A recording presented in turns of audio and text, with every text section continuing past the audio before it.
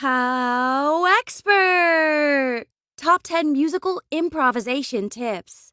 HowExpert publishes quick how-to guides on all topics from A to Z by everyday experts. Visit HowExpert.com to learn more. Make sure to subscribe to our YouTube channel for more HowExpert Top 10 videos in the future.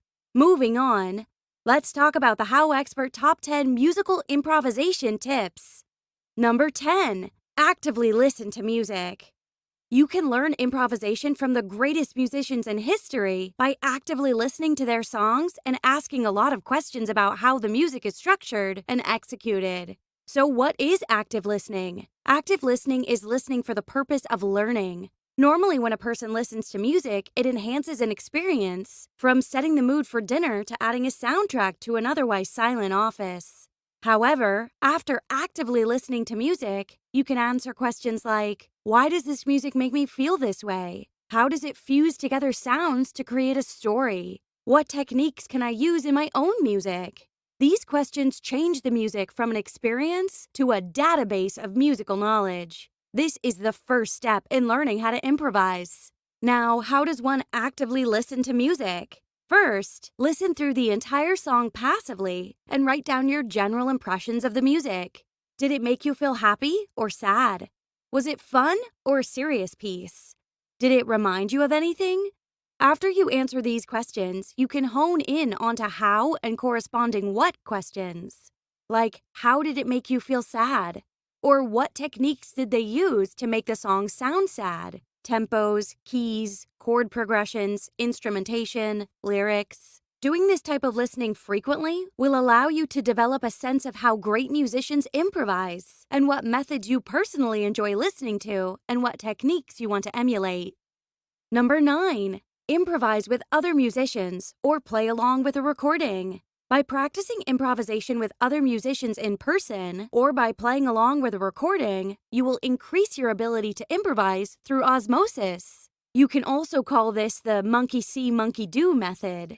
The best way to start a collaborative practice session is to play a pre-recorded beat or click track on your computer and have the two of you play over it. This practice session should sound like a series of questions and answers. Have one person start with a short melody and then have the other respond with something similar but unique in their own way.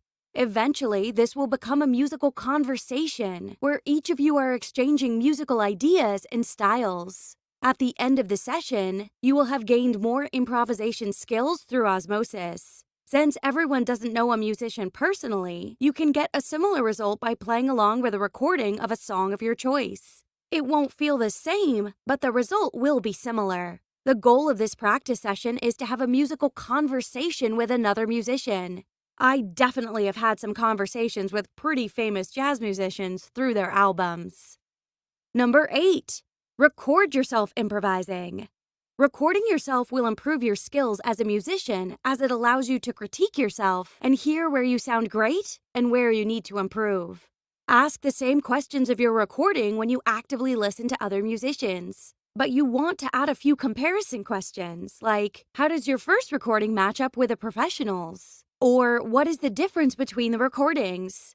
When you first get started, this can be a daunting exercise, and you will be tempted to say, everything about the professionals' version is better. Know that they too are where you are today, and by improving one thing at a time, you can become their equals someday. Number 7. Practice different genres of music. I recommend experimenting with new genres because you never know what will inspire you, and every genre has something to teach you about how to improve better.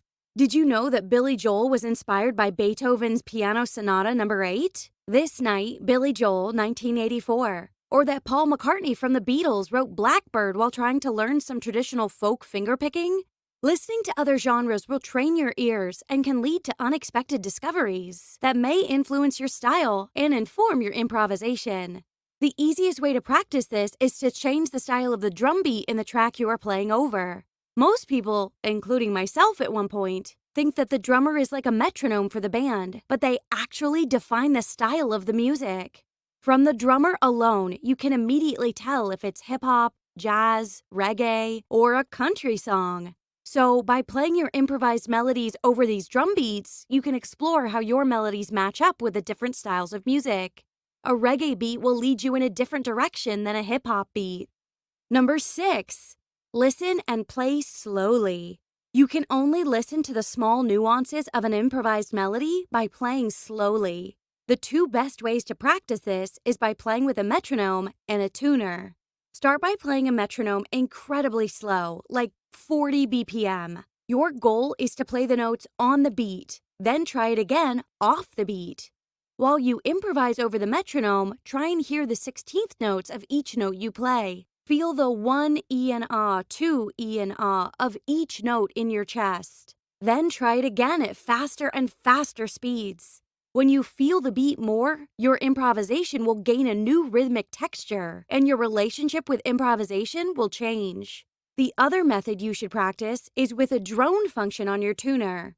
Pick a note, say the first note of a C major scale, C, then play your scale and melodies over that sustained note slowly. Hear how each note interval feels and how they relate to the bass note. After you get used to the first note, move on to the next note in the scale, and so on. This exercise can lead to so many musical worlds and is super fun. Number 5. Internalize fundamentals. How well you know your fundamentals will determine how much freedom you have when improvising. So the more you have internalized your fundamentals, the better your improvisation can become. And when I say internalize, I don't just mean practice your fundamentals. I mean having these skills so memorized that they become instinctual. The stronger your fundamentals are, the easier it will be to play around them when improvising. You need to know the rules before you can break them. Number 4. Over-exaggerate techniques. When practicing standard fundamentals like dynamics, scales, articulation, and such, add some exaggeration into the mix so you can learn the limit of your instrument. Now, this tip requires some personal courage, as you should clownishly exaggerate these. I guarantee that you will sound awful and will make mistakes. You are pushing yourself outside your comfort zone and exploring the limits of your instrument. If something feels uncomfortable, it is an excellent indicator that you need to practice that technique more. By doing this outrageous exercise, you will better understand the limits of your instrument, will expand your musical vocabulary, and will improve your ability to improvise better. Number 3. Learn some tricks. Improvising well requires you to have as many tools at your disposal as possible. One great way to do this is by learning some cool-sounding tricks. Each instrument has a few trick techniques, like a saxophone growl, a harmonica train whistle, or a beatboxing flute. Even throwing one trick into your improvised solo will make everyone say, "Wow, look at that!" and you will have won over the audience. Number 2. Play your feelings. This is either the easiest or the hardest tip, as you have to just play your feelings. This is the magic it factor, which turns good musicians into legends. Great musicians can make you happy or can break your heart with the raw emotional power of their music. Some musicians can do this naturally, but everyone has a wellspring of emotion to pull from with some practice. The technique is simple but hard to master. When you find yourself sad and about to cry, are angry, or are about to jump for joy, go and pick up your instrument and play what you're feeling. This will make a strong connection between your heart and your instrument. Your music won't be just technically correct, but will become a crying clarinet, a raging guitar solo, or a misty-eyed lyric. You will emote emotions, and your music will be an expression of your soul. Number 1. Enjoy improvising. The most important thing is to enjoy yourself when exploring the realm of improvisation. This process will not be instantaneous, so be patient and have fun. If you set aside time to specifically work on this, it will get better and better. Think of improvisation as a never-ending game, waiting for you to play. Let's get out there and start improvising.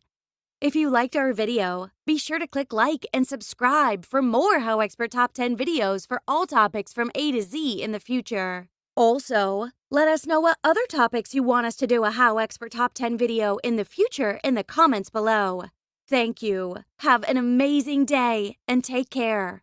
HowExpert publishes quick how-to guides on all topics from A to Z by everyday experts.